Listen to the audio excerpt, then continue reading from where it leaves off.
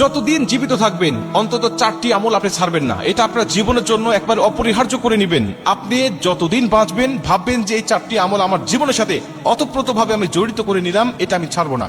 1 নম্বর, আপনি 5 ওয়াক্ত নামাজ ছাড়বেন না। আপনি যতদিন জীবিত থাকেন, যতদিন আপনার 5 ওয়াক্ত নামাজ পড়ার মতো সক্ষমতা থাকে, আপনি ততদিন পর্যন্ত নামাজকে কন্টিনিউ করে যাবেন।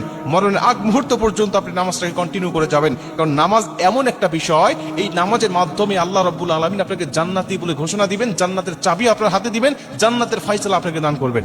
এবং নামাজ শুধু কিয়ামতের ময়দানে আপনাকে জান্নাতে ঢুকাবে তা নয়, বরং রবের সাথে একটা সম্পর্ক আপনাকে গাঢ় করে দিবে। নামাজ, এই নামাজের মাধ্যমে দুনিয়াতে একটা ফ্রেশনেস মুড আপনাকে দিবে। এই নামাজের মাধ্যমে আল্লাহ পাক দুনিয়ার জমিনে আপনাকে একটা সুন্দর চরিত্র দান করবে। এই নামাজের মাধ্যমে আল্লাহ পাক বিভিন্ন খারাপ অশ্লীল কাজকর্ম থেকে আপনাকে বিরত রাখবে।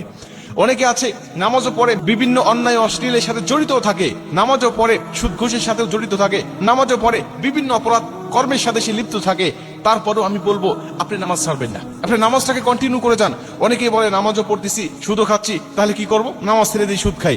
আপনি সুদ ছেড়ে দেন, নামাজটা আপনি কন্টিনিউ রাখেন। যদি আপনি মনে করেন না সুদ ছাড়তে পারতেছি না, ঘুষ ছাড়তে পারতেছি না, গুনাহ ছাড়তে পারতেছি না, আপনি তাই বলে আপনি নামাজ ছাড়বেন না।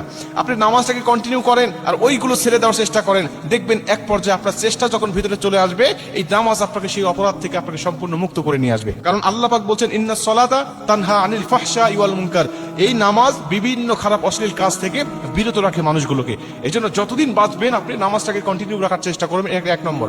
2 নম্বরে, যতদিন বাঁচবেন আপনি কুরআনুল কারীম তেলাওয়াত করবেন। প্রতিদিন রুটিন করে নেবেন, 1 ঘন্টা হলেও, আধা ঘন্টা হলেও আপনি কুরআনুল কারীমের তেলাওয়াত করবেন। কারণ রবের সাথে কথোপকথন হয় কুরআনুল কারীমের তেলাওয়াতের মাধ্যমে। আপনি যখন কুরআন তেলাওয়াত করবেন, রবের সাথে আপনার কথোপকথন হচ্ছে। রবের যে কথাগুলো এইগুলো আপনি রিভাইজ করছেন, এগুলো আপনি তেলাওয়াত করছেন, এবং কুরআন তেলাওয়াত আপনার যত হবে ততই আল্লাহ রাব্বুল আলামিন আপনার উপরে সন্তুষ্ট হবে। এজন্য প্রতিদিন আপনি রুটিন করে নেবেন, ফজরের পরে হোক, মাগরিবের পরে হোক, ইশা পরে হোক, আপনি আধা ঘন্টা 1 ঘন্টা কুরআনুল কারীম তেলাওয়াত করবেন। এবং কিছু আয়াত, কিছু সূরা আপনি বুঝে বুঝে তেলাওয়াত করার চেষ্টা করবেন, তাহলে অবশ্যই আল্লাহ পাক আপনার উপরে সন্তুষ্ট হবে। এটা হলো 2 নম্বরে।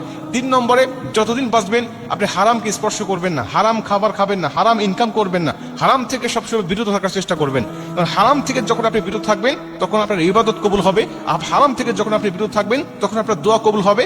হারাম থেকে যখন বিরত থাকবেন তখন রব আপনার উপরে সন্তুষ্ট থাকবে। তাহলে সবকিছু আপনার জন্য দুনিয়ার জমিনে কল্যাণকর হয়ে যাবে। এজন্য 3 নম্বরে আপনি হারাম থেকে বিরত থাকার চেষ্টা করবেন।